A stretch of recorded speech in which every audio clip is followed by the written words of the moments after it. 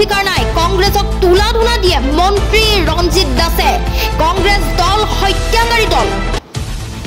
৪,০০০কৈ অধিক অসমীয়া গুপ্ত হত্যাৰ নামত হত্যা কৰিছিল গতিকে সেই কংগ্ৰেছৰ সভাপতিৰ মুখত এই কথা শুভা নাপায় কংগ্ৰেছ দলে কৰা ভুলৰ বাবে সভাপতিয়ে ক্ষমা খুজক অসমবাসীৰ ওচৰত অন্যথা কংগ্ৰেছৰ কথা শুনাটো পাপ বিজেপিয়ে ৰাজ্যত কি উন্নয়ন কৰিছে অসমবাসীয়ে দেখিছে গতিকে বিজেপি নেতাক পদত্যাগৰ কথা কোৱাটো অযুক্তিকৰ